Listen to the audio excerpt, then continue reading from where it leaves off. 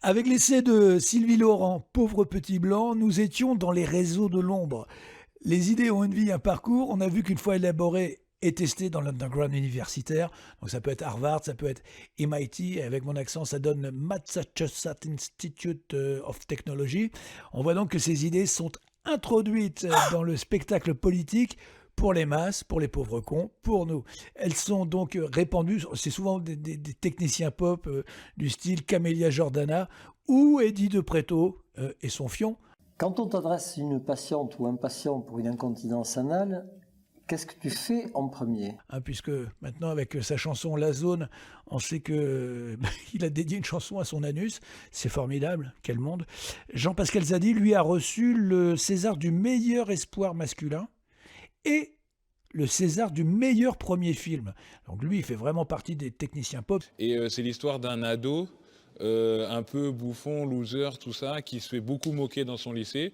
Et un jour, pendant le match de basket, son shirt il tombe et tout le lycée se rend compte qu'il a une énorme tub. C'est-à-dire que en France, le 7e art, l'art tout court, c'est terminé. Maintenant, on fabrique du spectacle idéologique et c'est de la grosse merde. Là, ça rejoint la zone de Eddie de Preto. Donc, Noir, tout simplement, ce film est une comédie au cours de laquelle on rencontre tout le gratin de la noiritude française. Fary, Lilian Thuram, déjà cité, l'excellente Claudia Tagbo, Cyril Hanouna, qui fait beaucoup pour l'élévation du peuple de France, Joe Star, qui était une figure de banlieue, et maintenant on apprend qu'il est antillais.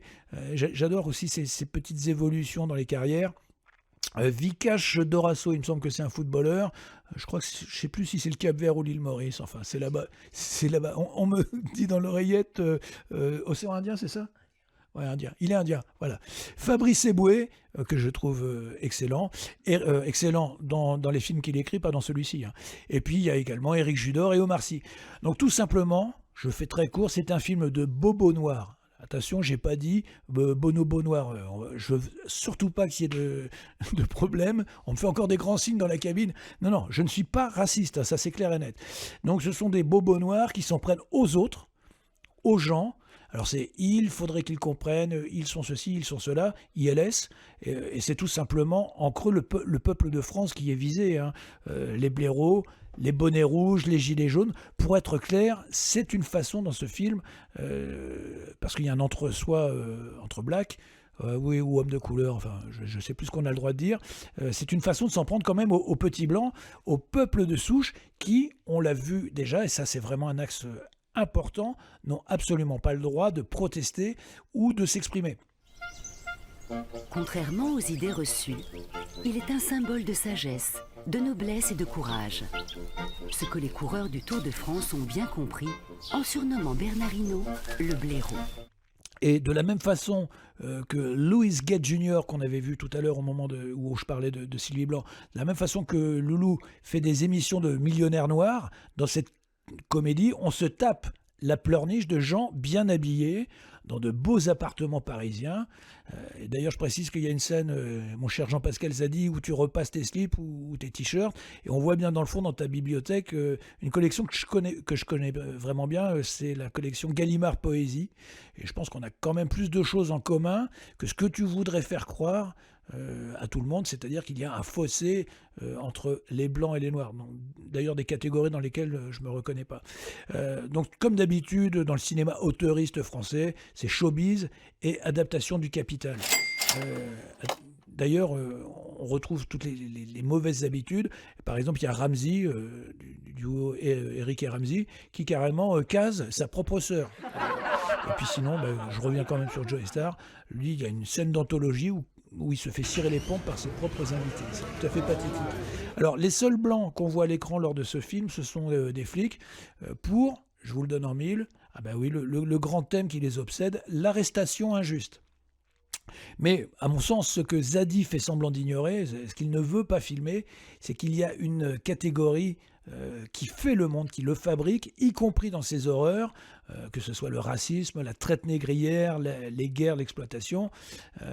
Et ça, ce qui fabrique tout ça, ce ne sont pas les petits blancs pauvres comme nous, hein, les white trash, ce ne sont pas les chômeurs, les ouvriers, les paysans. Zadi ne filme pas là, il ne veut pas le faire, il ne filme pas ceux qui contrôlent les usines, ceux qui asservissent les travailleurs, il ne veut pas parler des médias, des universitaires comme ceux dont nous avons parlé au début de l'émission. Il ne veut pas parler des gens qui le contrôlent, lui et de ses potes. Là, ça serait mieux de parler du nouvel esclavage en monde spectaculaire marchand, cher Jean-Pascal Zadi. Les individus et les entreprises ont le droit de posséder et faire fructifier leur richesse et peuvent librement acheter et vendre de la main-d'œuvre moyennant salaire. Donc sans transition, un petit mot sur la productrice de ce film. Elle s'appelle Sidonie Dumas. Bon, dans ce monde-là, on aime bien avoir des pseudonymes. Son vrai nom, c'est Sidonie Seydoux. Sidonie est la fille de Nicolas Seydoux, dirigeant d'entreprise, président du conseil de surveillance de Gaumont.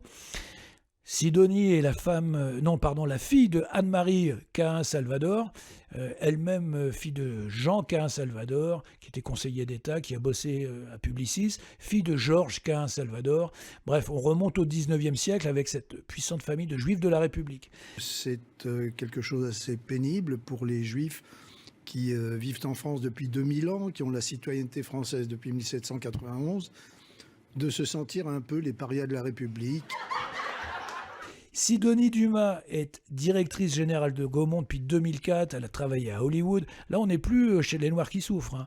Elle a travaillé pour la Warner. C'est elle qui a produit, surprise, Intouchable. Et puis, cette espèce de grosse bouse qui s'appelait Samba, si je me souviens bien, c'est avec la fille Gainsbourg et Omar Sy. Un de ses oncles, par exemple, Jérôme Seydoux, contrôle la firme Pathé. Donc là aussi, je dirais qu'on voit qu'il y a des choses qui relèvent de l'asservissement pour nous. Mais bon, dans ce film de Zadi, on n'en parle pas du tout.